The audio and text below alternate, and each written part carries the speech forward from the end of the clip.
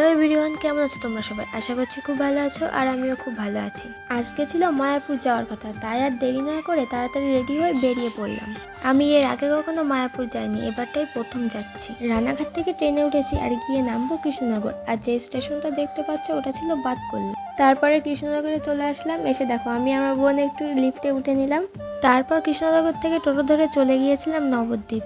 নবদ্বীপে ছিল অনেকগুলো মন্দির, যেগুলো দেখার জন্য আমরা কৃষ্ণনগর থেকে টোটো একবারই রিজার্ভ করে নিয়েছিলাম। আর বেশিরভাগ মন্দিরে ফটো তোলা ভিডিও করা নিষেধ ছিল, সেই জন্য ভিডিও করতে পারিনি। তো এই মন্দিরটাই ভিডিও করতে দিচ্ছিল, তাই একটু ভিডিও করে নিলাম। আর এখানে ছিল একটা বিশাল বড় গৌরাঙ্গদেবের মূর্তি, এটা তোমরা পরে দেখতে পাবে। দেখো এই নিচের দিকে সবাই দেখছে না, এখানে ছিল খুব সুন্দর সুন্দর মাছ।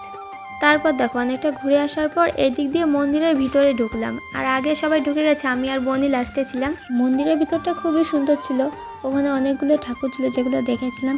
আর দেখো এই বাইরে ছিল সেই গৌরাঙ্গদেবের মূর্তি, যেটা কয় ফুট বলেছিল আমার এখন মনে পড়ছে না, কিন্তু অনেকটাই বড় ছিল। তারপর ওখান থেকে চলে গিয়েছিলাম নবদ্বীপ ঘাটে। তারপরে লঞ্চের টিকিট কেটে উঠে পড়েছিলাম। তো লঞ্চে আমাদের নিয়েছিল 10 টাকা, আর যদি নৌকায় যেতে চাও তাহলে তোমাদের নেবে 5 টাকা। দেখতে খুব সুন্দর লাগছিল গঙ্গাটা। তারপরে আমরা ঘাটটা পার হয়ে উঠে পড়েছিলাম টোটোতে। এবার আমরা গিয়ে নামবো পুরো মায়াপুর মন্দিরের সামনে। আর আমি একা না, আমার সাথে আর অনেকে ছিল, মা, কাকি, বোন, ঠাকমা, দিদা আর ভাই ছিল। তারপর দেখো চলে এসেছি মন্দিরের এখানে নেমে পড়লাম। এবার ভিতরে ঢুকবো। এখানেও তোমরা হয়তো জানো যে কোনো মন্দিরে ফোন অ্যালাউ না, তাই বাইরের দিকটাই একটু ভিডিও করে নিয়েছি। আর আমি বোনকে বলছিলাম আয় তাড়াতাড়ি, আমি আর তুই সবার লাস্টে পড়ে যাই। আর ভিডিওটা আমার বোনই করে দিচ্ছিল তখন। বাইরেটা খুব সুন্দর ছিল, অনেক কিছু ছিল দেখার মতো, অনেক ফুল গাছ ছিল। আমার তো খুব ভালো লেগেছে। আমি তো বাড়ির কাছে থেকেও এই প্রথমবার গেলাম, অনেক দূরের থেকেও দেখলাম এসেছে অনেকে।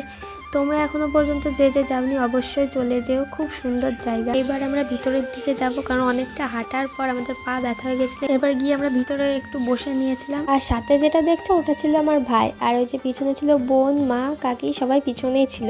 তারপর আমরা কিছুটা ঘোরার পর টিকিট কেটে চলে গিয়েছিলাম খেতে।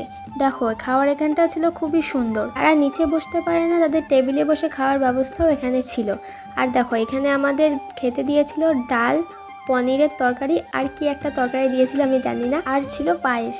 খাওয়ার ওখান থেকে বেরিয়ে তারপর আর একটা মন্দিরে আমরা যাচ্ছিলাম। আর ওই যে সামনে দেখতে পাচ্ছ মা আর বোন, আর কাকিরা ছিল আরও সামনে। যারা যারা এখনো মায়াপুরে যাওনি অবশ্যই তোমরা চলে যাও, দেখে আসো, খুব সুন্দর জায়গা। তো ভিডিওটা এই পর্যন্তই। ভালো লাগলে লাইক, কমেন্ট অ্যান্ড শেয়ার করে দিও।